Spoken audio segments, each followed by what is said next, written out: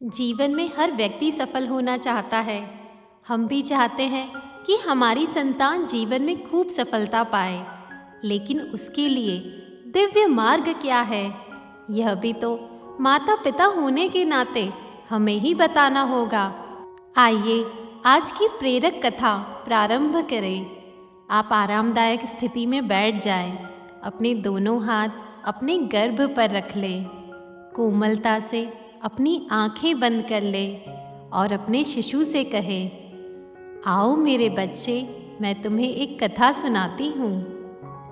एक बार एक राज्य के राजा ने जिद पकड़ ली कि उसे ईश्वर के दर्शन करने हैं। सारे मंत्रियों को यह आज्ञा दी कि या तो मुझे ईश्वर दर्शन करवाया जाए या सभी मंत्रियों को कड़ी से कड़ी सजा दी जाएगी।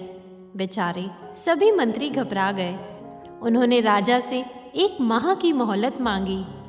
फिर दिन पे दिन बीतते जा रहे थे, परंतु बेचारे मंत्रियों को कोई उपाय ही नहीं सूझ रहा था। चिंता में उनका खाना पीना कम हो गया।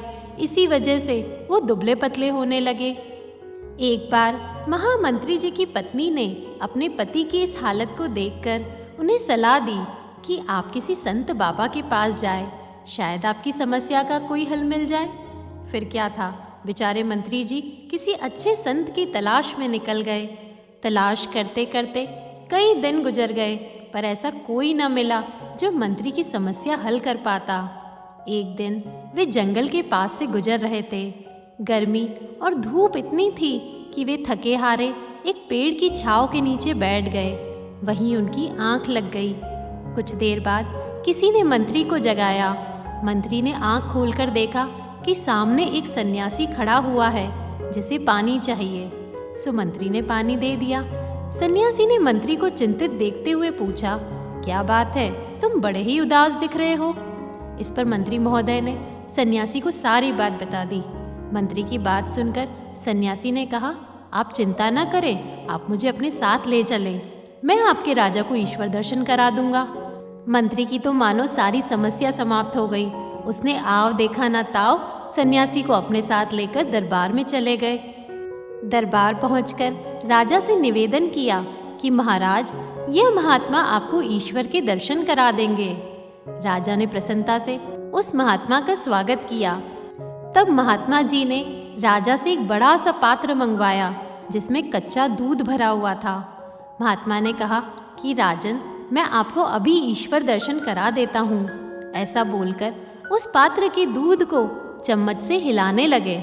उस चम्मच को हिलाते हिलाते कुछ समय बीत गया, परंतु राजा को ईश्वर के कोई दर्शन नहीं हुए। तो राजा ने महात्मा से पूछा कि आप ये कर क्या रहे हैं। महात्मा बोले, दूध से मक्खन निकालने की कोशिश कर रहा हूँ। यह बात सुनकर राजा हंस पड़े। बोले, ऐसे कैसे मक्खन निकलेगा, पहले दूध को गर्म करना पड़ता है, फिर दही जमाना पड़ता है, फिर उसे भिगोकर मक्खन निकलता है। राजा की इस बात पर महात्मा जी बोले कि राजन, जिस प्रकार दूध से सीधा मक्खन नहीं निकला जा सकता, उसी प्रकार ईश्वर के सीधे सीधे दर्शन नहीं हो सकते।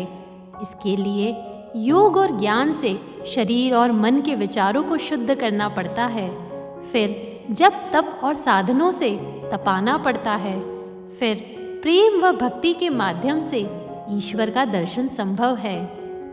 मेरे बच्चे, यह सीख अनेकों चीज़ों पे लागू होती है। हम अनेक सफल लोगों को देखते हैं और उनके जैसा बनना चाहते हैं, पर हम यह नहीं देखते कि वो आज जो सफलता के मुकाम पर पहुँचे हैं, वहाँ तक पहुँचने के लिए उन्होंने कितनी मेहनत की है, कितनी असफलताएं देखी है, कितनी रातें जागी है, तब जाके वे इस मुकाम पे पहुँच पाए हैं।